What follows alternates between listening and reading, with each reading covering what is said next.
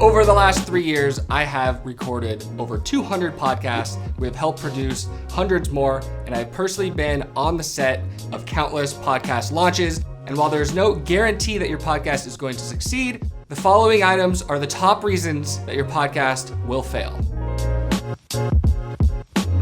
Recording a podcast on its own is a lot of work, and if you've never done it before and now you're buying new equipment for your podcast, you now have to learn all of this new equipment before you can even start your podcast, and this is why most people stop. The first question I always get is, what equipment do I need to buy to start my podcast? And the boring answer is, use what you have, because if you have to learn something new, it's one more obstacle in your way from actually sitting down, recording, editing, publishing, and sharing, and that is why a lot of podcasts do not succeed.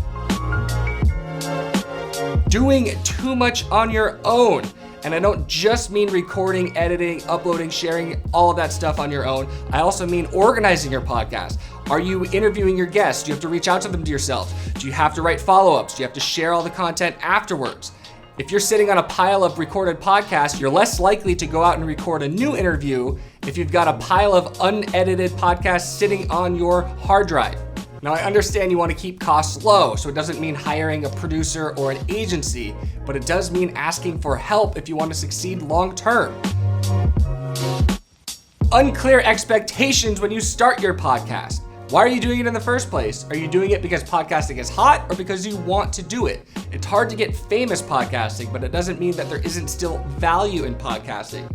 You are not going to have a huge audience after the first couple episodes. Know that going in. It will be a grind. Your first couple episodes will be your worst couple of episodes, but you get better. If you're doing a podcast because you want to monetize it immediately, you're going to have an uphill battle because it's very difficult to monetize a podcast.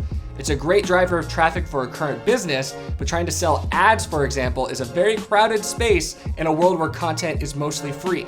But if you're doing it because you just want to, or you care, or you have a passion for it, then you will succeed because you have to overcome a lot of these obstacles along the way. You are a perfectionist. There are countless people that I have talked to who are still editing their first episode because it's not ready to publish yet. Don't let this be you. Get it out there and get started on your next one. Your first one, no matter what, is going to be the worst one, so focus on getting better rather than getting your first one perfect.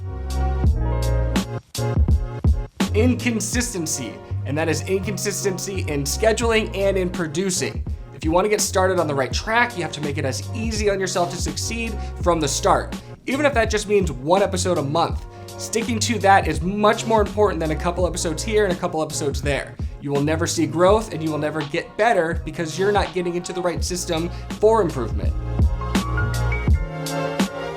Too much focus on the numbers, especially at the start. A lot of people don't realize this, but your first episode usually gets a lot of engagement because your community is so excited for you. But those numbers begin to drop off as more and more episodes go out, and too many people become very discouraged, wondering why people aren't listening anymore.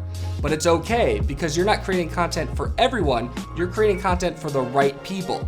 By focusing on consistency and putting out better and better content, your audience will grow. And not just any audience, the right audience.